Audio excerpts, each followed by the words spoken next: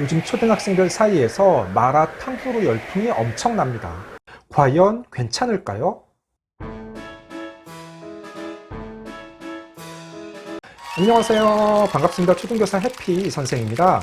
요즘 초등학생들은 친구들끼리 모이면 마라탕을 먹고 후식으로 탕후루를 먹는 게 유행이라고 합니다. 그걸 줄여서 마라탕후루라고 부릅니다. 실제로 제가 살고 있는 집 주변에도 탕후루 가게가 최근 2곳이나 생겼고 마라탕의 유행도 지속되고 있습니다. 또한 초등 아이들이 백다방이나 공차에서 대용량 음료를 자주 마십니다. 이러다 보니 소화 비만, 소아 당뇨인 아이들이 크게 늘어나고 있습니다. 그러면 지금부터 이에 대해 자세하게 이야기해 보겠습니다. 출발! 먼저 지난 9월 24일 경향신문 기사 일부를 소개해 드리겠습니다. 제목은 소아 당뇨 염려에 왕가탕후루 대표 국감 간다입니다. 올해 전국 초중고생 소아 당뇨 환자가 2년 전보다 24% 증가한 것으로 나타났다. 과일 꼬치에 설탕 시럽을 입힌 간식 탕후루, 저가형 프랜차이즈 카페의 달콤한 대용량 음료 등이 청소년들 사이에서 선풍적 인기를 끌고 있는 가운데 소아 당뇨 환자가 늘면서 청소년 대사증후군 관리가 시급하다는 지적이 나온다. 17개 시도교육청의 초등학생 소아 당뇨 환자는 2021년 817명에서 2022년 913명, 2023년 1030명으로 2년 만에 26.1%나 늘었다.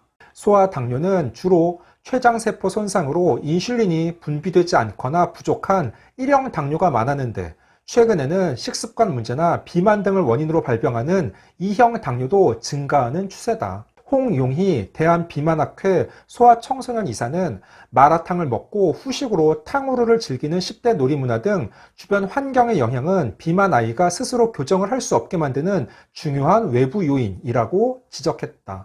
다음 달 열리는 국정감사에서도 청소년 설탕 과소비 문제가 이슈화될 것으로 보인다.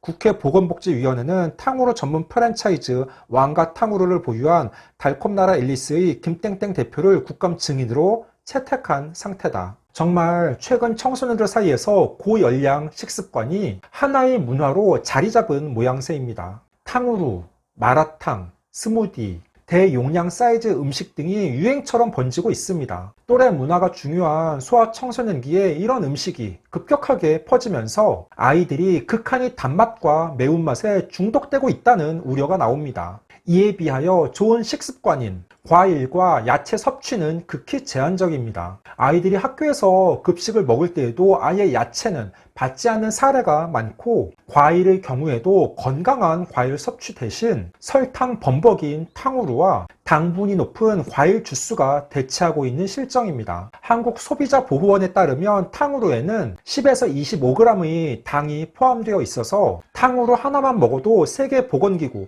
WHO의 1일 당 권장량 25g을 모두 채우는 셈입니다. 그런데 어떤 아이들은 매일 탕후루를 간식으로 먹는 사례도 있어서 문제가 심각합니다. 최근 학교에서 비만인 아이들이 늘어나고 있는 게 사실입니다. 왜냐하면 서구화된 식습관으로 열량 섭취는 지나치게 많아진 반면 생활이 편리해지면서 활동량은 줄었기 때문입니다. 문제는 소아 비만이 성인 비만으로 이어질 수 있다는 점입니다. 우리나라는 전통적으로 어린이는 잘 먹어야 한다는 사고방식이 있습니다. 그러나 현대의 아이들은 이미 성장에 필요한 열량과 칼로리를 충분하게 섭취하고 있습니다. 현대에서는 과도하게 음식을 권하는 게 더 이상 미덕이 아닙니다. 지나치게 기름지거나 단맛은 성장 호르몬 분비에 영향을 줄 수 있습니다. 또한 소아 비만은 성조숙증을 유발할 수 있습니다. 비만으로 이른 사춘기가 오면 여성 호르몬에 일찍 노출되어 성장판이 닫히게 돼서 뼈 성장에 악영향을 주게 됩니다. 그러면 성 정체성의 혼란이나 성에 대한 잘못된 관념 형성에 일조할 수 있습니다. 그러면 어떻게 하면 좋을까요? 크게 2가지를 실천해야 합니다. 첫째, 생활 습관을 바꿔야 합니다. 소아 청소년은 아직 성장기에 있기 때문에 무리한 지방 섭취 제한 등은 정상 성장을 저해할 수 있습니다. 따라서 소화 비만 치료는 정상적인 성장을 하면서 이상적인 몸무게에 근접하는 데 목표를 두어야 합니다. 매일 건강식으로 아침 식사를 하고 당분이 첨가된 음료수는 금지하며 식사 시 미디어 노출은 하지 않는 것이 좋습니다. 또한 과도한 칼로리 섭취도 제한합니다. 앞서 이야기한 것처럼 과당이 많이 들어있는 음료수, 라면, 피자, 치킨, 햄버거, 인스턴트 식품 등은 가급적 제한화돼 아이가 너무 원할 때는 특정 시간을 정해놓고 먹도록 합니다. 가능하면 가족이 함께 식사를 하며 생활습관 조절이 필요하고 식사 일기를 쓰는 것도 도움이 됩니다. 내가 하루 세끼 무엇을 먹었는지, 그리고 간식을 먹었다면 그러한 사항까지 꼼꼼하게 기록합니다. 그러면 내가 주로 어떤 음식을 먹었는지 파악할 수 있어서 좋습니다. 또한 정해진 시간 골고루 편식 없이 음식을 먹을 수 있도록 해야 합니다. 아직 성장기이기 때문에 균형 잡힌 식사가 꼭 필요합니다.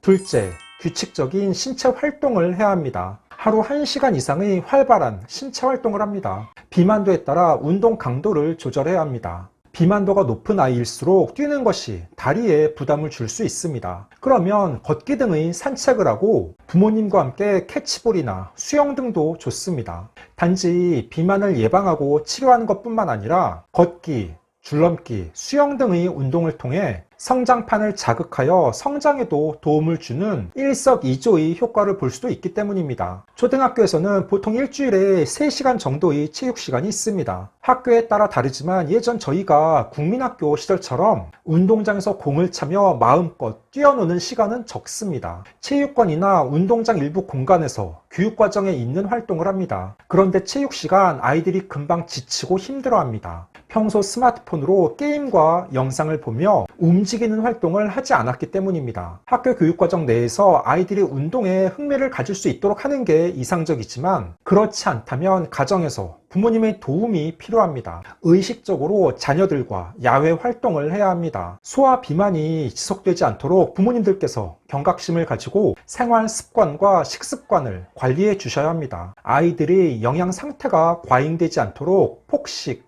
과식, 외식, 야식을 줄이고 탄수화물 섭취를 줄이는 등 좋은 습관을 길러주셔야 합니다. 생활 습관을 바꾸고 규칙적인 운동을 하는 건 비단 소화 비만에 대한 해결책뿐 아니라 성인들에게도 유익한 내용입니다. 아이들이 중학교와 고등학교에 진학해서 꾸준하게 집중해서 공부하기 위해서는 초등 시기 건강한 몸과 좋은 습관을 갖추는 게 필수입니다.